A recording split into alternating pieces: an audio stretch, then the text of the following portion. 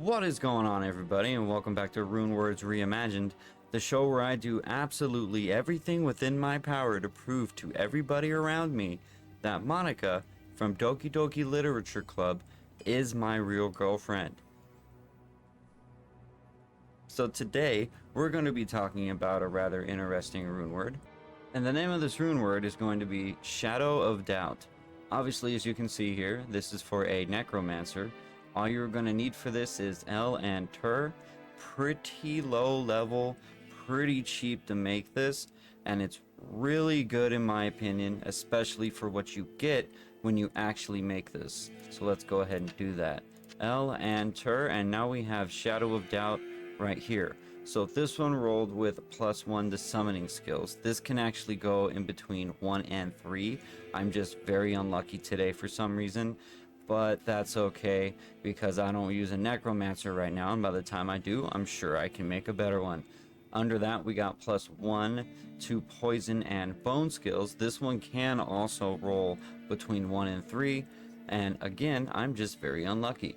1 to curses can also roll between 1 and 3, meaning this can have up to 3 to all of that, plus you can get this as a base item that already has plus the skills on it, and you can put even more plus the skills on it as well. Potentially, depending on what it is that you're trying to be, you can actually have this, if you wanted to, you could have this up to 6 summoning skills. You could have this up to 6 poison and bone skills, 6 to curses, if that's what you're looking for.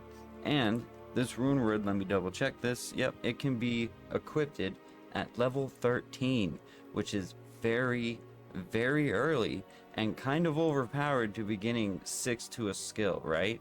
Don't you think? I certainly do. It also gives you 15% faster cast rate, which means you're going to be able to summon those monsters, those skeletal mages, whatever it is that you're trying to summon, even faster than you would have previously if you had something else that wasn't very good. And again, at level 13, this is amazing for you. Plus 50 to attack rating. Now, if you're level 72, that's not going to do anything for you. But if you're level 15, 13, 17, then yeah, that's going to help you out a lot. And that's something that you're definitely going to want to go out and find. Plus 10 to poison skill damage. So if you're out there trying to kill everything with poison, you get plus 10 right off the tops just for making this word. Honestly, even if I was just a poison necromancer, I might consider making this. I really think this would be better for a minion necromancer, but I could see myself using this if I didn't have the resources to make something else before this. Plus 2 mana after each kill. That's something that the necromancer is famous for struggling with. Mana. They constantly need mana. They're constantly summoning things, especially if you are a summoning necromancer, then you're going to need as much mana as you can possibly find. You get +1 to light radius. I've never really cared too much about light radius. Maybe some people out there will. I really don't care as much about that, so it is what it is with that one. Plus 52 damage to undead, which again will help you, especially at the early stages of the game, when you're actually in, like Den of Evil, or you're going through this, the cathedral, things like that. You have to fight zombies every once in a while, so that's going to help you out quite a bit as well. Like I said, I think if I was going to use this, I would specifically use it on a minion necromancer, but I would also probably try to get to Act 2 so I can keep re-rolling that merchant, so I can hopefully find a wand that already has plus the summoning, plus the bone and poison, plus 2 curses. Because some of these items, in my opinion, have the potential to be some of the most broken in the game. Some of these lower level rune words. And now, by the time you get to the end of the game, they're not going to be the best for you. But especially in the beginning, I've always noticed that there's always a way to manipulate that RNG, right? To where maybe you find a wand that has summoning skills, poison, bone, curses on it, and then you put that on here, and it's almost a way of like trying to make sure that you get more, right, than +1. Because if you're me, you're extremely unlucky, and you're probably only going to get +1 to all of these skills.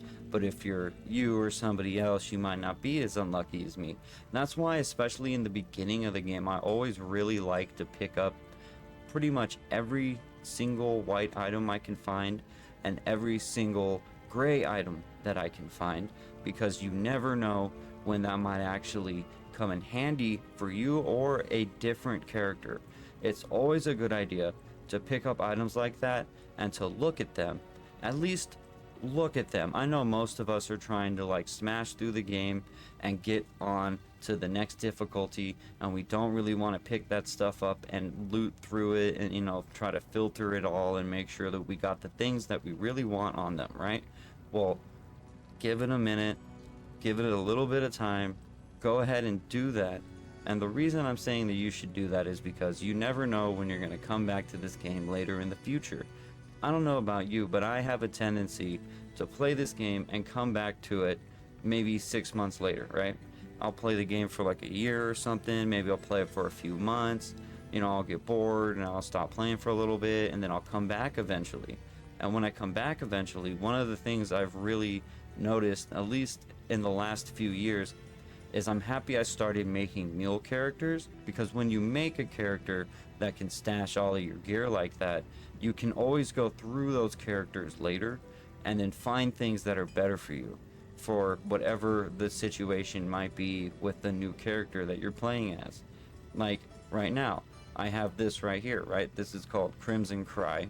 This is for an assassin, but it's still in my sorceress's inventory because I know I'm gonna eventually make an assassin, and it'd be nice to be able to use this at level 12 instead of just walking around with a normal pair of hatchet hands or something like that. So you definitely want to be picking these up.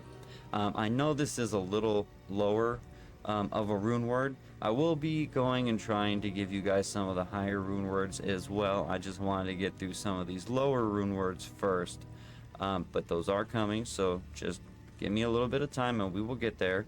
But yeah, so this is a good weapon in my opinion, and is slightly, you might disagree, which is fine, but in my opinion this is slightly overpowered for a minion necromancer at the early stages of the game. I mean, level 13 is such a low requirement. That's a very low requirement. But the thing is I've always felt that the necromancer kind of struggles a lot, especially the minion necro struggles a lot in the early game, at least between, I'd say, the levels of 1 to 15-ish, maybe 20-ish, right? So having something like this is definitely going to help you, because I mean, look at this, the poison and bone skills alone, right? That's going to give you access to any of those bone skills. If you didn't want those bone skills and you wanted to put all your points in the summoning skills instead, now you don't have to put points into those bone skills, at least for the time being. Yeah, you might pick up a few here and there, but now you can save those points and allocate them to summonings that you're going to need more points into, instead of wasting them on something else that you could have just gotten from making this item. So, you know, at the same time, you could probably do that for the poison too. You could just go ahead and do the summonings and then not put any points in the bone or poison, pick this up.